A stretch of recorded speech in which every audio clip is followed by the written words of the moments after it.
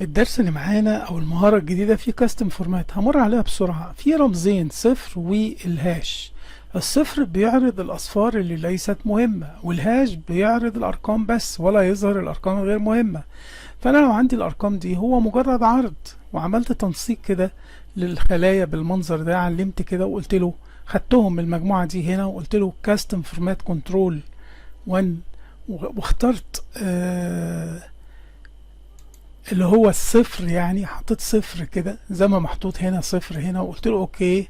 هبص الاقي ايه اللي حصل. اللي حصل انه شال لي ظهر لي الحاجات الارقام بدون العلامات العشريه، بس الاصفار اللي ملهاش لازمه ظاهره. طب انا استفيد من الموضوع ده ازاي؟ ازود الاصفار دي عشان اظبط الارقام في الشكل بس، لكن القيمه موجوده زي ما هي. انا ده بشكل الارقام مش بغير قيمتها. فمثلا لو وقفت على نفس الارقام هي بالمنظر ده وقلت له كاستم فورمات اللي هي كنترول 1، ودخلت خليت الارقام دي اصفار كتير زي ما انت شايف كده، اصفار كتير، هيعمل ايه؟ هيظبط عدد الاصفار دي، هيظبط الشكل المنظر اللي انت شايفه ده، هيزود اصفار اللي هي ملهاش لازمه، حتى الصفر نفسه هيزيد. اما بالنسبه للهاش مش هيحصل الكلام ده. الهاش مش هيحصل. فالهاش كده عمل ايه؟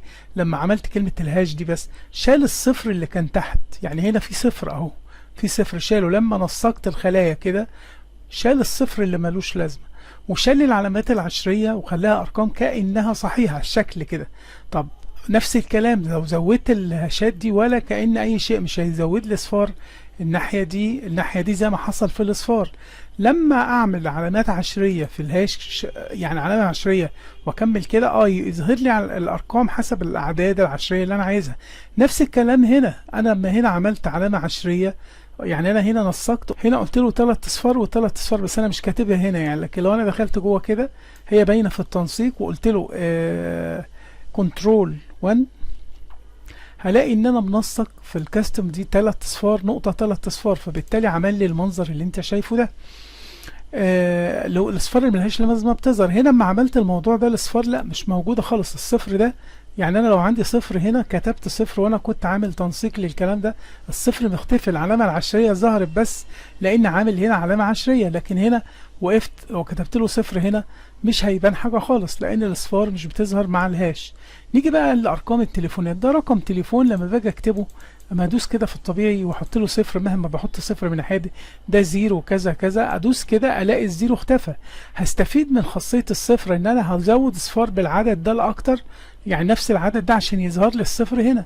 ازاي؟ في كاستم فورمات. فادوس كده الاقي ان انا في الكاستم دي ان انا هنا مزود عامل اصفار بحيث ان هم يبقوا اكتر، يعني اكتر من الرقم الموبايل بصفر.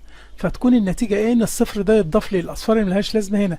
طب انا لو عايز اعمل تنسيق الشكل، تنسيق التليفون بالمنظر ده، تعالى نعملها على جنب. ناخد الفايل، ناخد الرقم ده ونقوله بيست سبيشال بيست فاليو.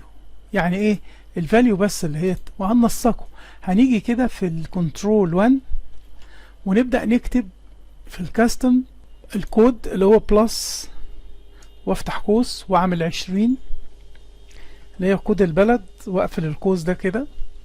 وبعد كده اسيب مسافة واحط 3 اصفار، واسيب مسافة واحط 3 اصفار، واسيب مسافة واحط 3 اصفار، هكذا. عايزه تلاتات كده يعني. يبقى انا هضيف اخر 3 1 2 0 0 0 زيادة يعني، فيطلع لي الشكل زي ما هو ظاهر لي فوق اهو في البريفيو يعني. واقول اوكي. هبص الاقي ده اتحول بالشكل ده. وانا لو كنت ناسخ هنا كاتب عامل كوبي كده ومعلم هنا الارقام دي، معلم ان انا هنسخ الفورمات بس، هقول له بيست سبيشال بيست فورمات، وانا كده وبدات اكتب بايديا اي رقم، وليكن مثلا 0 12 1 2 3 4 5 6 7 8 9 وادوس انتر. هبص الاقيه خد الشكل ده على طول، يعني هو اوتوماتيك بقى. فانا كده اقدر كمان اتحكم في اي رقم هكتبه طالما انا اديتهم نفس الفورماتنج دي، 0 11 1 3 1 2 3 1 2 3 وادوس انتر. هيطلع لي التنسيق بالمنظر اللي انت شايفه ده. فاصبح ان انا اقدر انسق الارقام باي طريقه، وده الدرس البسيط او المهارة البسيطة المهمة اللي بتبين لي ازاي استخدم الاصفار واحط كوما، وازاي استخدم الهاش، وايه الفرق بين الهاش والصفر، وازاي اعمل تنسيق لارقام التليفونات.